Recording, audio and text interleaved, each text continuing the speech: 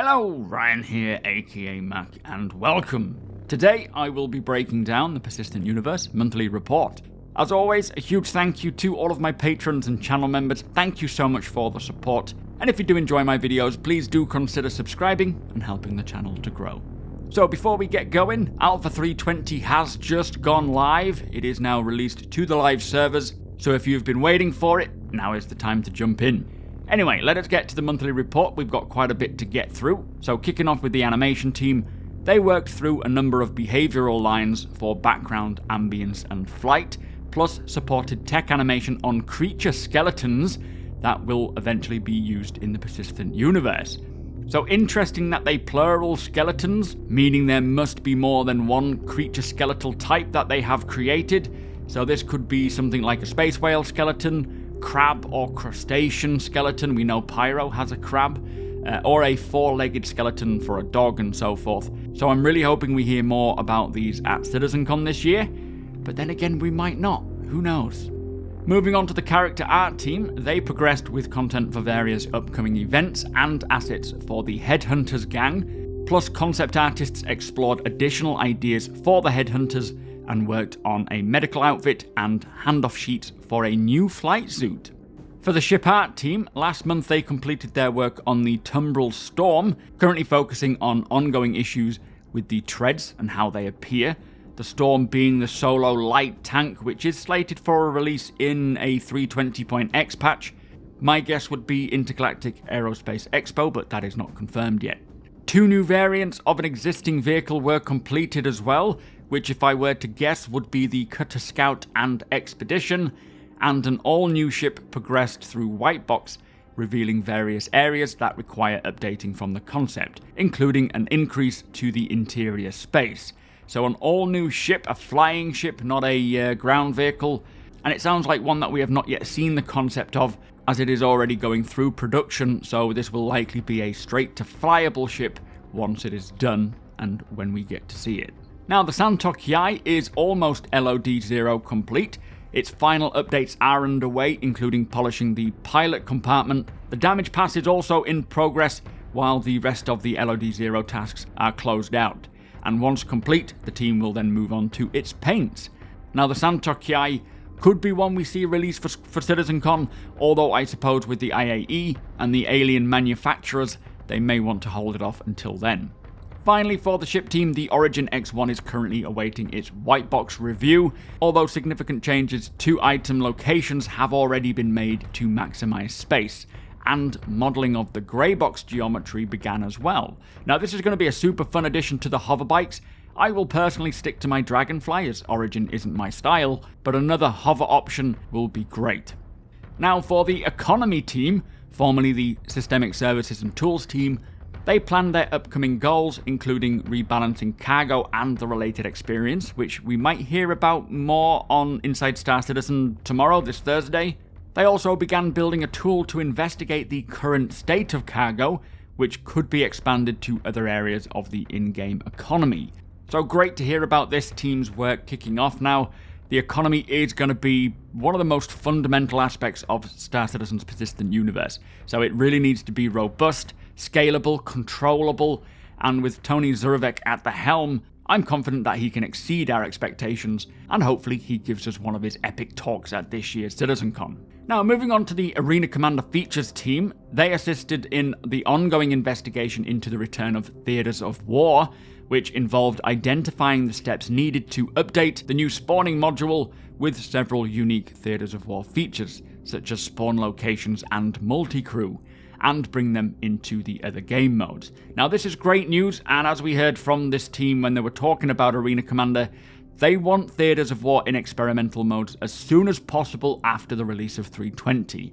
So I really hope this means a 320.1 or 2 rather than a 321, but we will have to wait and see. Work also continued on custom lobbies, which were known as private matches, with several successful tests conducted. The team are currently focusing on finalizing the UI design and hooking up the various interactions. Engineering began restoring the spectator mode, which allows players to spectate matches in custom lobbies and other modes, and design enhanced several outlines for upcoming updates and scouted locations from the persistent universe and beyond for use in Arena Commander. Plus, they began investigating the Theatres of War location, which is called Crossroads of Crime, to help estimate restoration efforts. And finally, the team helped to create several new game modes requested by other teams, including a 2v2 mode that will host Fight or Flight at CitizenCon this year. So Arena Commander in 320 is a breath of fresh air and a great addition to the PU for those wanting some quick, easy action. And with Theatres of War now back on the table, I really look forward to jumping into Arena Commander with my org mates now that 320 has released. So for the character and weapon features team, they worked on weapon poses, and currently in the PU, when a player approaches a collision surface, their equipped weapon will raise to avoid the weapon clipping through the geometry. And so the team explored alternate ways where the weapon is lowered, moved from the bottom of the first-person view and rotated towards the body so that it lies somewhat diagonally across the abdomen, which they say is more natural in certain situations, limits the clipping, and ensures that the player's view is not obscured, particularly when interacting with screens. Now, this is actually great news. The raise weapon animation can be so frustrating, although I am happy that they made sure that the weapon won't clip through geometry. Having it cover the majority of the player's view is pretty nonsensical, really, because situational awareness is important, and also potentially revealing when hiding behind cover. So having a much more natural, and it sounds realistic, animation to lower it is a way better choice. Procedural recoil progressed as well, and to ensure that each weapon feels unique, they have exposed a large number of curves that they can tweak, with the team saying these curves allow for multiple layers of subtle movement and rotation to be overlaid to create a wide range of interesting results. It is a bit of a manual process and requires significant attention to detail, but it can add a lot to the personality of the weapon.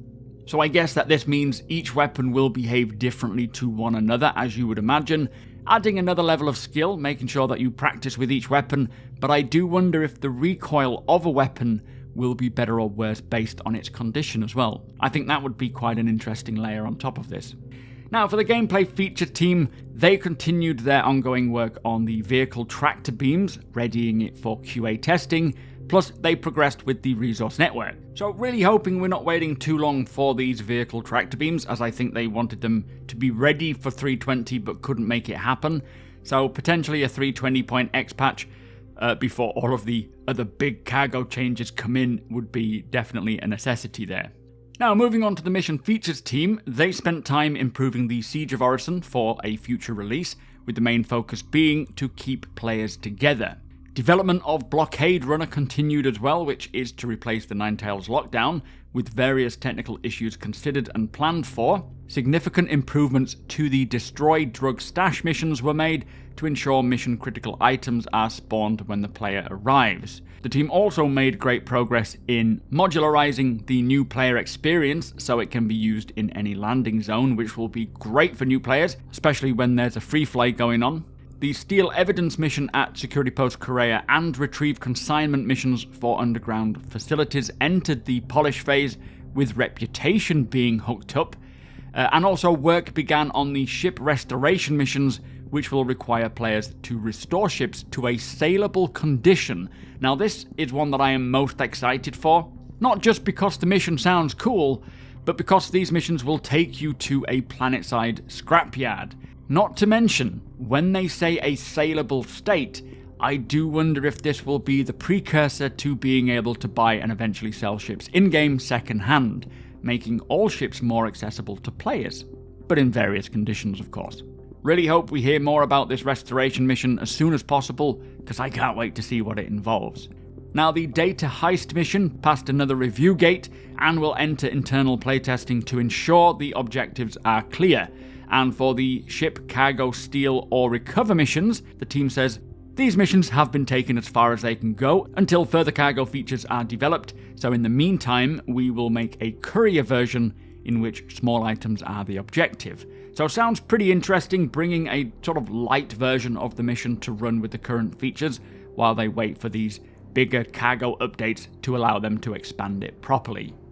The mission team also progressed with reputation-based hostility, devising a mission that allows players to work for the Ninetales gang, and once completed, they will convert most of the nameless criminal missions to Ninetales until further gangs are added. It will be very cool having players actually able to join forces with the Ninetales, so that us citizens can clean the universe up of all of its scum.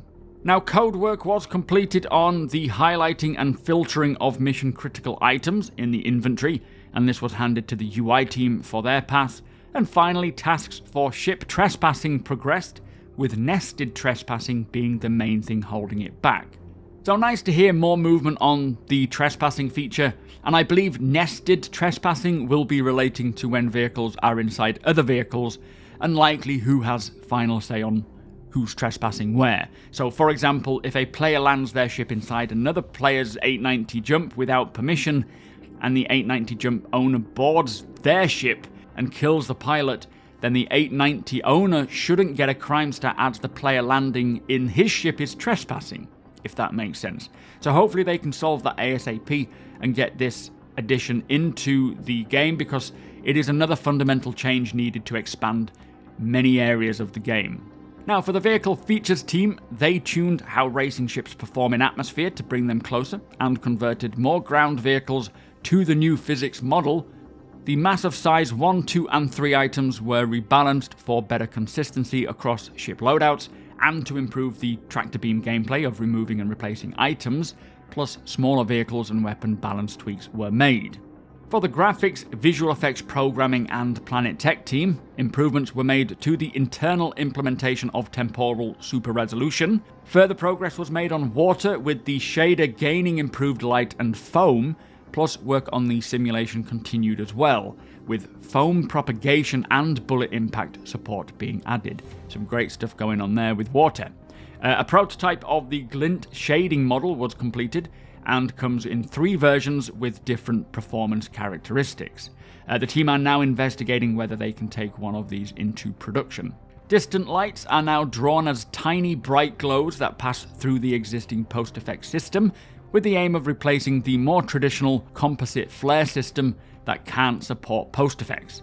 The Vulcan sub-team added new extensions to improve various aspects of the background, with focus now shifting to unblocking progress on global illumination, as the ray tracing component is Vulcan only. Can't wait to see what Star Citizen looks like with ray tracing. Won't be able to run it, I'm sure, but it'll look damn good. The VFX programming team implemented smoke spawning on fire, along with various other quality improvements, just to bring the feature to a visually complete and rather impressive state, they say. And finally, further improvements to lightning effects were made, which will be used in the future within gas clouds. Now, for the in-game branding team, they continued with the underground facility exteriors, plus worked closely with the EU Locations 2 team on an upcoming event and progressed with some event-related add-ins. The Interactables team created new assets for Pyro's rundown stations, alongside various flare items. The lighting team also continued to contribute to Pyro, working on tasks for the colonialism outposts and rundown stations as well, plus they also worked on an upcoming event.